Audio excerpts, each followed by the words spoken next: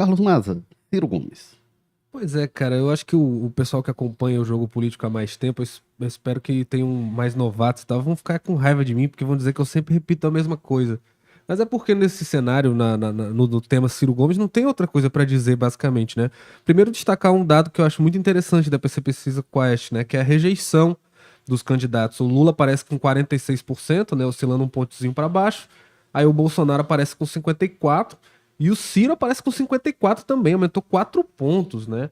Um cara que não tem um quinto das intenções de voto do Bolsonaro já tem a mesma rejeição que ele. E é o Bolsonaro, sabe? O Bolsonaro é o cara, é como o Lula, é o cara de movimentar paixões e ódios da maneira que a gente sabe como é que é. Tem gente que ama muito e gente que odeia muito. É muito surpreendente pra mim o Ciro bater a mesma rejeição que o Bolsonaro. Muito, é quase inexplicável, assim.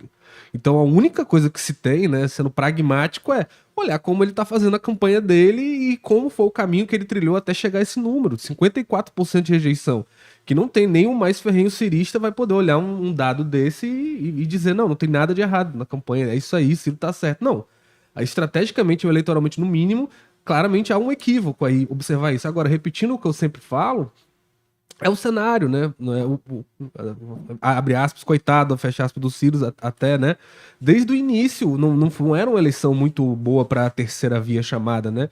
Tentou se criar, inflar esse sentimento em alguns momentos, mas sempre ficou muito claro, pelo menos para mim, que era uma disputa muito, né, entre o Lula e o Bolsonaro mesmo, né? Porque não é uma questão só eleitoral dos dois candidatos, né? É uma forma que a gente já vê que a sociedade brasileira está dividida há muito tempo, né? O exemplo que eu sempre uso: você não consegue sentar numa mesa de família, num jantar, você não consegue sentar numa mesa de bar sem em algum momento o assunto virar Lula contra Bolsonaro, e às vezes você fala mal do Bolsonaro ou do Lula, a pessoa que está na mesa ao lado que nem te conhece quer entrar na sua conversa, às vezes brigando com você.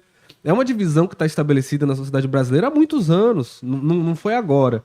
Então o Ciro querer entrar nisso, já com o histórico dele de aproximação com o Lula, aí começa a bater no Lula, o bolsonarista não vai mudar o voto dele pro Ciro por causa disso, porque vai ver o Ciro ainda como um comunista, né? O cara que disse que ia receber a bala, a turma do Sérgio Moro. Então, eu acho que talvez, desde o início, o cenário não foi muito bom pro Ciro, mas o Ciro conseguiu sair mal, né? Porque hoje a gente vê a projeção de futuro.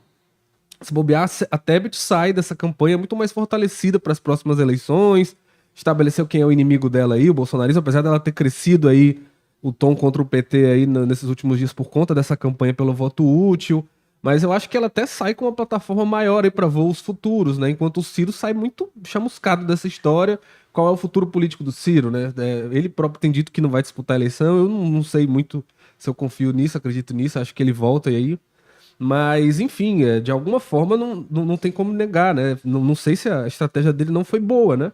Em qualquer sentido, porque bater a mesma rejeição com o Bolsonaro na reta final da campanha certamente é um péssimo sinal para ele. Ô, Walter, e o papel que o Ciro